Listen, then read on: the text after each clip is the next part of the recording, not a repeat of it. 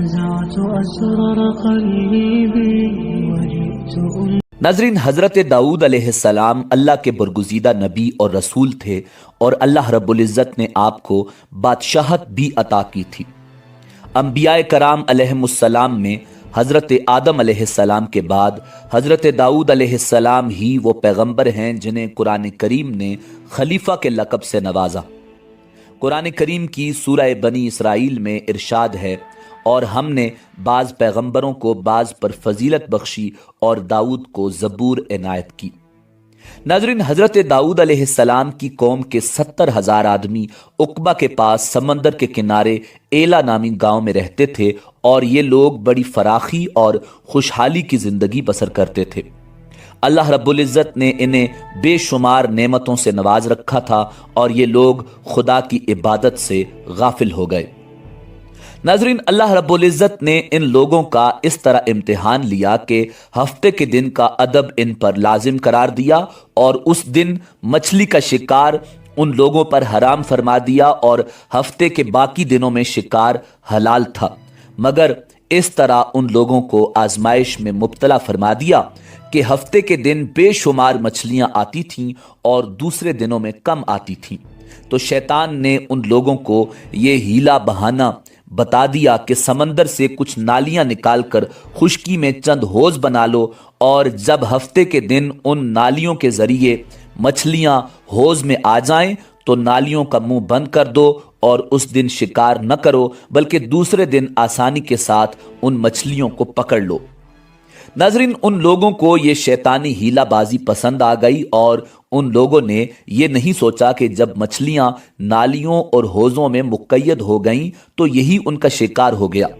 تو ہفتے ہی کے دن شکار کرنا پایا گیا جو ان لوگوں کے لیے حرام تھا۔ اس موقع پر ان یہودیوں کے 3 گروہ ہو گئے۔ ناظرین، کچھ لوگ ایسے تھے جو شکار کے اس شیطانی ہیلا سے منع کرتے تھے اور ناراض و بیزار ہو کر شکار سے باز رہے، جبکہ دوسرے گروہ کے لوگ اس کام کو دل سے تو برا جان کر خاموش تھے، مگر دوسروں کو منع نہیں کرتے تھے، بلکہ منع کرنے والوں سے یہ کہتے تھے کہ تم لوگ ایسی قوم کو کیوں نصیحت کرتے ہو جنہیں اللہ رب العزت ہلاک کرنے والا یا سخت سزا دینے والا ہے۔ جبکہ تیسرا گروہ وہ سرکش و نافرمان لوگ تھے جنہوں نے حکم خداوندی کی اعلانیہ مخالفت کی اور شیطان کی ہیلا بازی کو مان کر ہفتے کے دن شکار کر لیا اور ان مچھلیوں کو کھایا اور بیچا بھی۔ ناظرین، جب نافرمانوں نے منع کرنے کے باوجود شکار کر لیا تو منع کرنے والی جماعت نے کہا کہ اب ہم ان معصیت کاروں سے کوئی میل ملاپ نہ رکھیں گے۔ چنانچہ ان لوگوں نے گاؤں کو تقسیم کر کے درمیان میں ایک دیوار بنا لی اور آمد و رفت کا ایک الگ دروازہ بھی بنا لیا۔ حضرت داؤد علیہ نبینا علیہ السلام نے غضبناک ہو کر شکار کرنے والوں پر لعنت فرما دی۔ اس کا اثر یہ ہوا کہ ایک دن خطاکاروں میں سے کوئی بھی باہر نہیں نکلا، تو انہیں دیکھنے کے لیے کچھ لوگ دیوار پر چڑھ گئے تو کیا دیکھا کہ وہ سب کے سب بندروں کی صورت میں مسخ ہو گئے ہیں۔ اب لوگ ان مجرموں کا دروازہ کھول کر اندر داخل ہوئے تو وہ بندر اپنے رشتہ داروں کو پہچانتے تھے اور ان کے پاس آ کر ان کے کپڑوں کو سونگھتے تھے اور زارو قطار روتے تھے، مگر لوگ ان بندر بن جانے والوں کو نہیں پہچانتے تھے۔ ان بندر بن جانے والوں کی تعداد تاریخ میں 12,000 لکھی ہوئی ہے۔ یہ سب 3 دن تک زندہ رہے اور اس درمیان میں کچھ بھی کھا پی نہ سکے، بلکہ یوں ہی بھوکے پیاسے سب کے سب ہلاک ہو گئے۔ شکار سے منع کرنے والا گروہ ہلاکت سے سلامت رہا، اور صحیح قول یہ ہے کہ دل سے برا جان کر خاموش رہنے والوں کو بھی اللہ رب العزت نے ہلاکت سے بچا لیا۔ ناظرین، سورہ بقرہ کی آیت نمبر 65 میں اللہ رب العزت کا ارشاد ہے، وَلَقَدْ عَلِمْتُمُ الَّذِينَ اعْتَدَوْا مِنْكُمْ فِي السَّبْتِ فَقُلْنَا لَهُمْ كُونُوا قِرَدَةً خَاسِئِينَ،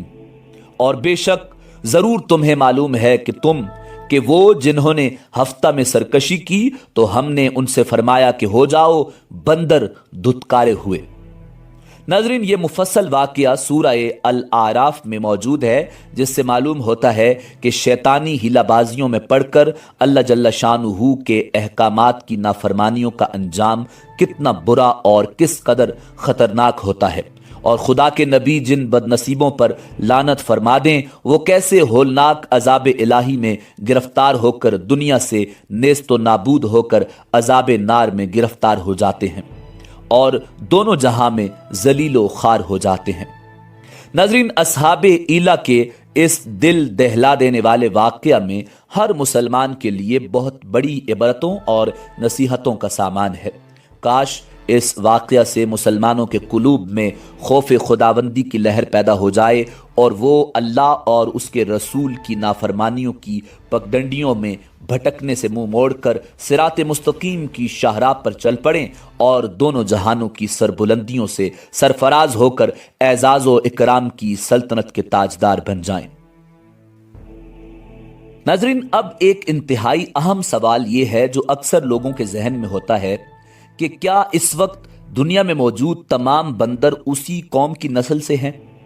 तो इसका जवाब ये है कि हज़रत अब्दुल्ला बिन मसूद रज़ी अल्लाह ताला अन्हो से सही मुस्लिम में मनकूल है कि बाज़ लोगों ने अपने ज़माने के बंदरों और खिंजीरों के बारे में हुजूर सरवर कौनैन इमामुल अंबिया जनाब मुहम्मदुर रसूलुल्लाह सल्लल्लाहु अलैहि वसल्लम से दरियाफ्त किया कि क्या ये वही मस्ख शुदा शक्लों वाले यहूदी हैं? आप सल्लल्लाहु अलैहि वसल्लम ने इरशाद फरमाया, अल्लाह रब्बुल इज़्ज़त जब किसी कौम में मस्ख सूरत का अजाब नाजिल करते हैं तो उनकी नस्ल नहीं चलती बल्कि चंद रोज़ में हलाक होकर ख़त्म हो जाते हैं। बंदर और खिंजीर दुनिया में पहले से ही मौजूद थे।